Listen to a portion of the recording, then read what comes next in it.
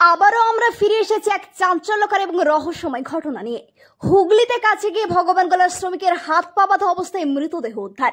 প্রতিবেশীদের সঙ্গে কাছে গিয়ে রহস্যজনকভাবে মৃতদেহ উদ্ধার হলো এক পরিযায়ী শ্রমিকের। মৃতের নাম সাগর শেখ, বয়স আনুমানিক 27 বছর বলে জানা গিয়েছে।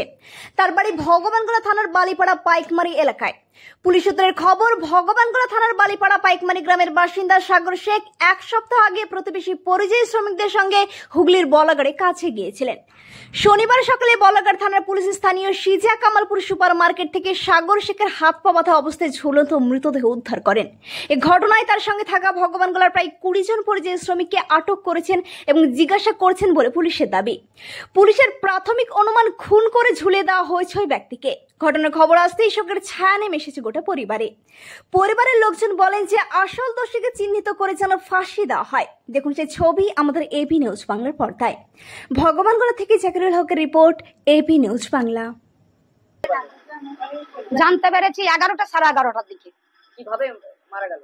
ওই তো মেরে ফেলেছে আমার ছেলেকে বাঁধে আগে মাইরে 4 পা এমনি করে কুকরা করে আমার ছেলেকে বাঁধে থিয়েছে। কুকরা করে এইরকম করে এই ট্যাঙ্কে পেছন ধারে এমনি করে বেঁধেছে, আর হাতকে পেছন ধারে নিয়ে এইরকম করে বেঁধেছে। আর মুখে ছিল, মুখে এই কাপড় ভরে ছিল, মুখে কাপড় ভরে হ্যাঁ করে করে আছে। আর বুকে বুকে ঘুষি মেরেছে সবই দাগ, আর গলাতে দাগ দিয়ে ফাঁসি লটকিয়ে দিয়েছে। এমনি করে নিয়ে দড়িটা খুলতে পারিনি, ফাঁসিকে লটকিয়ে দিয়েছে। আপনাদের কি কাউকে সন্দেহ হচ্ছে? আমাদের সন্দেহ, যে যে নিয়ে গেছে ইতে মেরেছে, যেখানে ওখানে যতগুলা ছিল তারাই মেরেছে। আচ্ছা, কাদের সাথে গিয়েছিল কাজে? গেলছিল বালিপাড়ারও আছে 2-1 জনা, আর এখানকার একজনের সাথে গেলছে। আর যেখানে ওই ঠিকাদারও মেরেছে, ঠিকাদারও শুধু ধরা পড়েছে, আছে থানায় আছে। কতদিন আগে কাজে গিয়েছিল? এই আজ 7 দিন হলো। 7 দিন হলো। আর আপনারা খবর পেলে কখন? আমি খবর পেয়েছি কালকে এই 11:30টার দিকে। 11টা 11:30 এরকমই হবে, এরকমই হবে। হ্যাঁ, আমি পাতা কেটে আসছি, আমার স্বামী বলছে যে এই সাগরের মা তুই কর, সোনাকারের বাড়ি থেকে তুই টাকা নিয়ে আইগা, টাকা জোগাড় করে নেই। আমি যে কিসের জন্য? তুই নিয়ে আইগা। ঠিক আছে, বলা মাত্রই আমি চলে গেল, টাকার দরকার তাই বলি। ওই বলে তখন আমি নিয়ে এসে আবার আমার স্বামীকে আমি ফোন লাগাই যে টাকা নিয়ে এসেছি বুঝে দিয়ে। তখন আমার স্বামী বুঝে তোর ছেলে নাই রে, দুনিয়াটা নাই। তখনই আমি একবার বুক বেরিয়ে, তখন মাথা বেরিয়ে আমি কাঁদতে শুরু করেছি। তখন আমার দুনিয়া মনে হচ্ছে কিছু আর নাই। এটাই শুনলো আমি। পাইপলাইনের মাটি খোঁড়ার পাইবলি। তাহলে এখন আপনারা কি চাইছেন?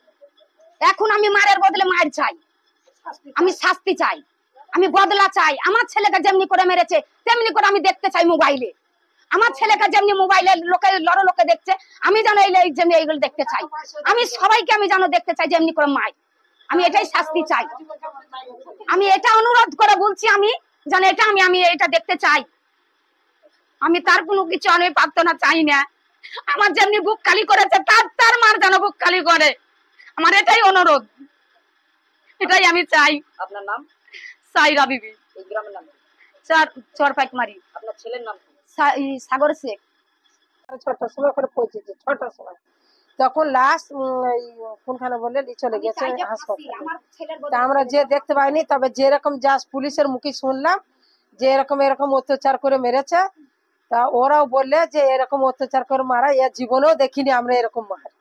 তাই এ কি করবো? আমরা যে যেরকম মেরেছে আমাদের ছেলেকে সেরকম তাদেরও জানে এরকম শাস্তি আমরা চাই।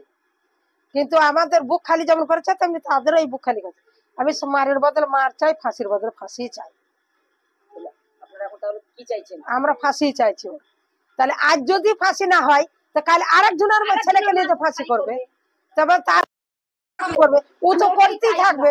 ও যদি শাস্তি না হয় তো ও তো এই চলবে ওরকম, এই চলতে লাগবে। তো আপনার নাম? আমার নাম নুরবানু।